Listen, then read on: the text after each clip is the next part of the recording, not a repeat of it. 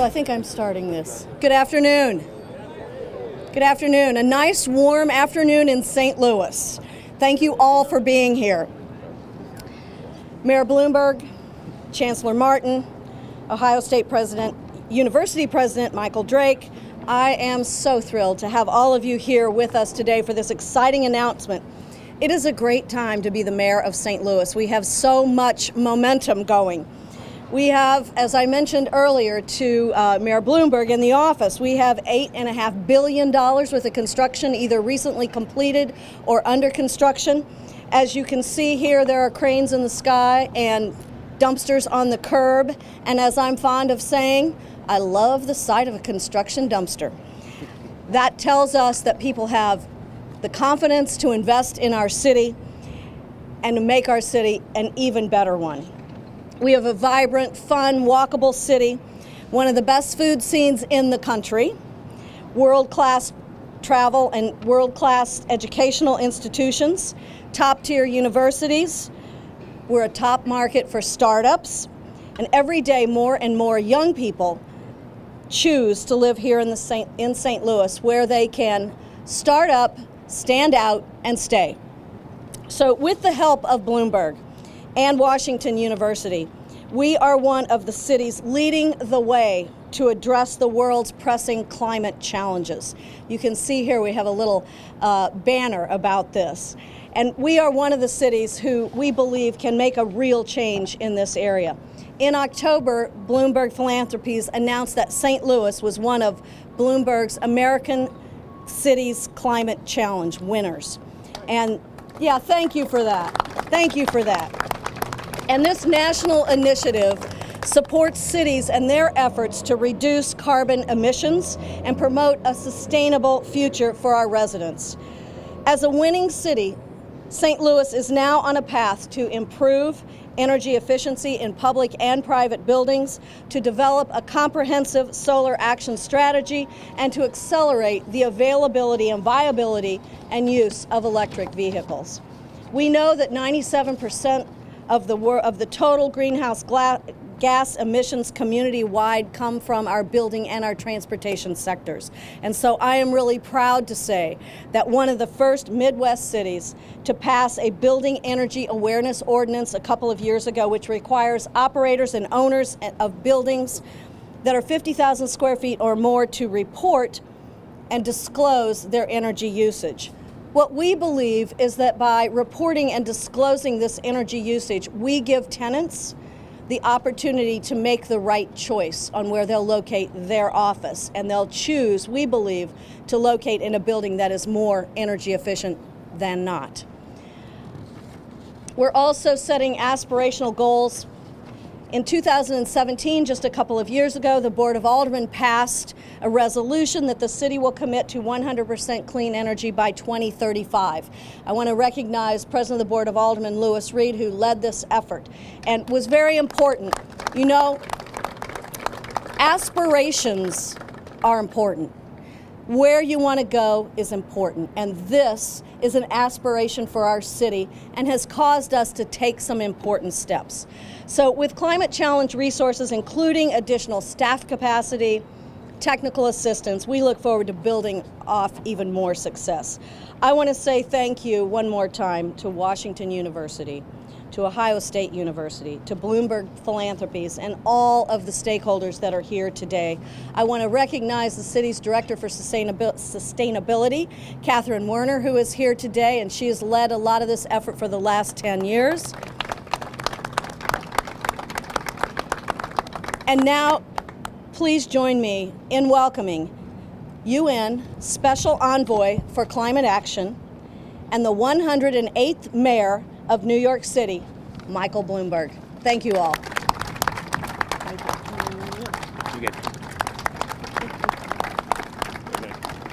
Well, good afternoon, everyone, and thank you for having me in this wonderful city. I came from New York where it was cold this morning. I didn't think I'd like cold that much, but now it's starting to look better. Anyways, Lyda, thank you for the introduction and for your leadership on climate change. As the mayor mentioned, St. Louis was one of the winners of the Bloomberg Philanthropies American Cities Climate Challenge. And we invited the 100 most populous U.S. cities to submit proposals for cutting carbon, and the response was extremely enthusiastic. We were planning on announcing 20 winners, but there were so many strong proposals, we raised the number to 25, and we are now trying to help those 25 cities put their plans into action. The contest highlighted how cities are leading the way on climate change, even as leaders in Washington kick the can down the road or pretend that the problem does not exist. When President Trump announced his intention to withdraw from the Paris Climate Summit agreement, cities all over the country, including St. Louis, I'm happy to say, stepped up to say, we're still in. And they were joined by thousands of businesses and some of the country's biggest universities, including one of the great universities here, Washington University in St. Louis. And I have been honored to deliver the school's commencement speech tomorrow. Do I know what I'm going to say? I think so, but we'll see what happens. Seriously, colleges and universities have a critical role to play in fighting climate change, and WashU is a great example. The school is home to the International Center for Energy, Environment, and Sustainability, which supports research by students and faculty that can help us confront climate challenge. And that research helped St. Louis take an inventory of greenhouse gas emissions, which is allowing the city to target its biggest sources. And as I've said before, if you can't measure it, you can't manage it. And so studies like this really are important. In New York City, Columbia University helped our administration develop the most detailed local projections of potential climate impacts that any city has ever done. And we're also joined today by Ohio State University President Michael Drake, and he's helping put that school on track for zero net emissions and share its expertise with public and private partners in Ohio. So that school is also making a big difference. As universities really are a force for innovation on sustainability and climate change and so many more things. And the more we can support their work, the faster we think we can make progress. To help make that happen, I'm glad to announce that Bloomberg Philanthropies, in partnership with WashU, will create the Midwestern Collegiate Climate Summit. It is the first ever summit bringing together universities, businesses, local governments, and nonprofits from around the Midwest to tackle climate change. And the first one will take place next year, and I don't think there's a better place for it to be hosted than WashU. That school is, yes, they deserve a round of applause.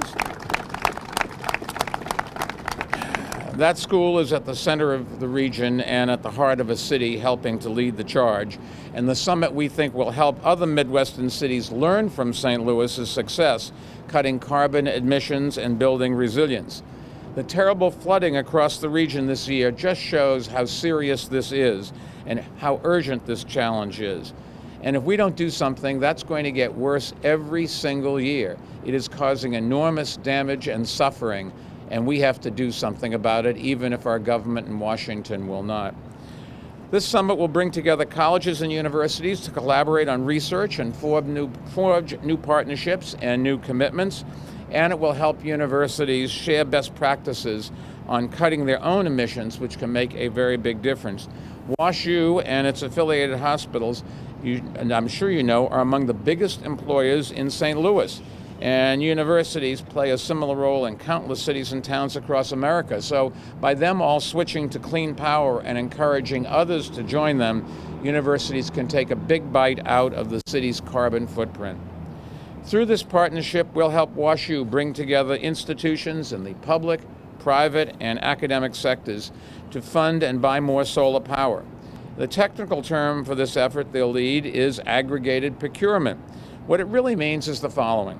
When customers who want more solar power get together and buying power multiplies, that makes new investment in solar power more effective and more attractive for investors, which is what you have to have.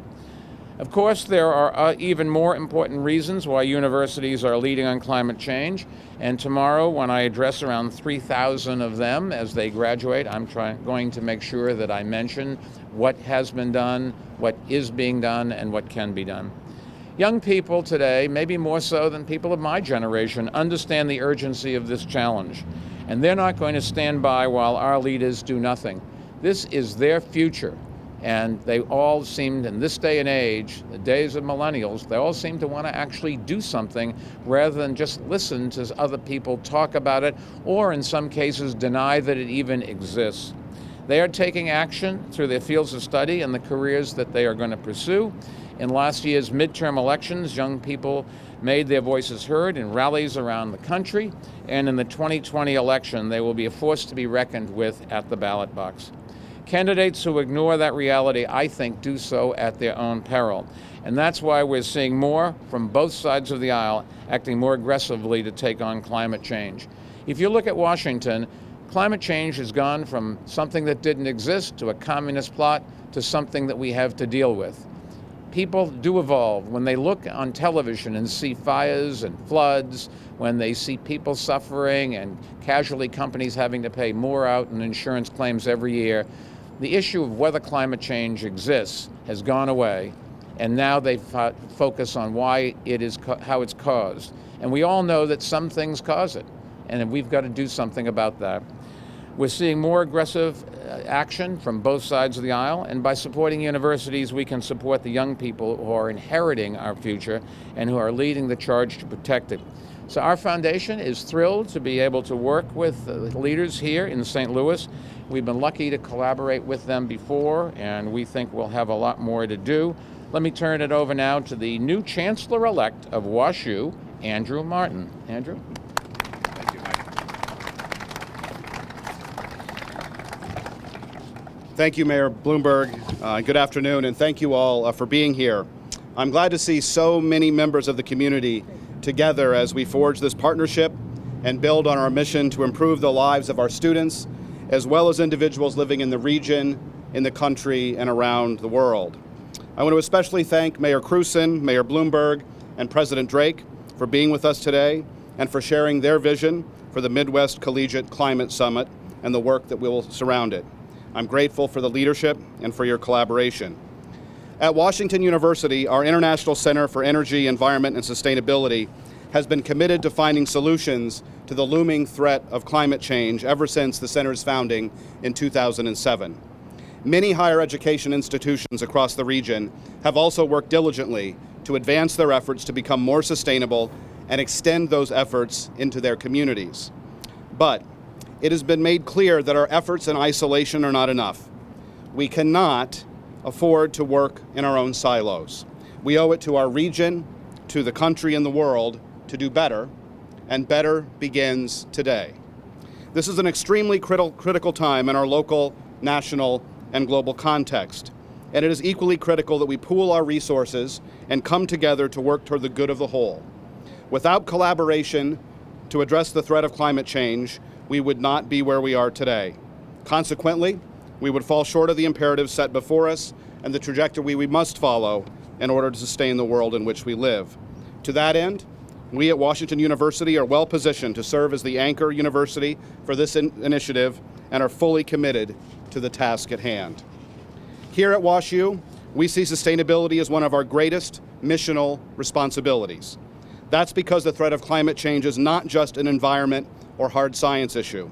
It's a public health issue, a socioeconomic and racial disparity issue, a business ethics issue, a political and legal issue, a parks and recreation issue, a design and an art issue.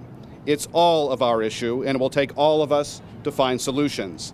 Solutions through engineering, solutions through architecture, solutions through policymaking, solutions through historical, geographical, and social scientific research, solutions through social work, solutions through business and entrepreneurship, and solutions through medical research and patient care.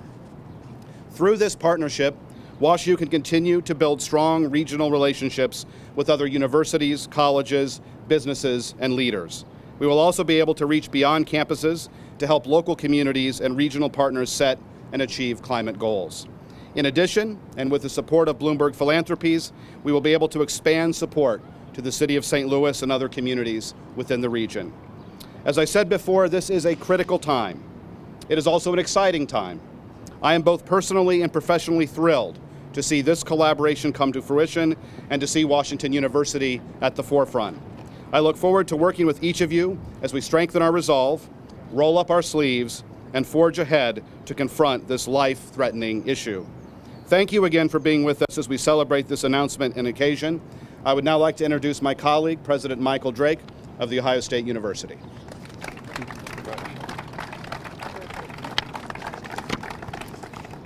Well, thank you very much, Chancellor-Elect.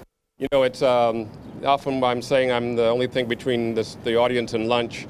Today I'm the fourth speaker on a hot day, so I'll get right to it. And actually thinking about, we're speaking of climate change, and I see the Chamber of Commerce is invoking the old way we spoke of this, of global warming, to show us that there really is something happening. So I appreciate that. And I'd like to also begin, if I may, by thanking Mayor Krewson and by thanking Special Envoy Michael Bloomberg and Bloomberg Philanthropies for their support of this very important initiative. We have several other initiatives that we are collaborating with Washington University on, and so this is another way that we can work together here in the Midwest to be our very best. This is a unique opportunity to convene Midwest schools, public-private partnerships, and local and regional governments to address the shared challenges of climate change. Together we'll share brainpower and best practices to advance and scale solutions to uplift our communities. Like Washington University, The Ohio State University is deeply committed to climate change and climate change solutions. And to be successful, we know we need to address our challenges from multiple angles, from our curriculum and research to community engagement and innovative operations. The students at The Ohio State University and at all of our institutions motivate much of our action these days, and they give me hope on so many fronts. This spring, we approved the most significant overhaul of our undergraduate educational requirements in the past 30 years, and our new approach will include a focus on citizenship with sustainability as a core pillar. We also need to continue to attract the very best scientists and empower their discoveries. I'm proud that The Ohio State University's oldest research center is the Byrd Polar Climate and Research Center, which was founded in 1960, and since 1960 our scientists have been collecting and preserving ice glacier cores, some actually from glaciers which no longer exist. This work continues to help form the bedrock understanding of how humans are changing our climate. As institutions dedicated to providing affordable and excellent education, we must operate as good stewards, fiscally and sustainably. Our recent public-private partnership in energy management is one way that The Ohio State University is bringing new expertise and financial resources to meet our energy demand and reduce our carbon footprint. And finally, to address climate change at scale, universities need to lend their collective research enterprise to public policy development. For Ohio State, this has been one of the most exciting aspects of joining UC3, the University Climate Change Coalition. UC3 members have strong records of translating knowledge into action, while using their campuses as sustainability laboratories to innovate around best practices and to engage students in research and action. As research universities, we are committed to creating a deeper understanding of climate change and working with our communities to implement solutions. Thank you all for the opportunity to be here today. I look forward to our work together as a part of the Climate Summit to create brighter and a more sustainable future. Thank you very much. You know, I think this is very exciting that we have Washington University and Bloomberg and the city of St. Louis coming together to really be very aspirational about how we can address climate change. We all know that it is an issue, and I think our universities and St. Louis, you know, was named one of the 25 Bloomberg American Climate Challenge cities in the country, and that comes with some technical support and just to help us continue to think through it and make the changes that we can make. We're very aspirational about it. Well, you know, I think a lot of people view themselves as being very environmentally conscious, and so we know that it is the little things that we all do at home, but it is also building energy efficiency, and the city has a program where we measure that.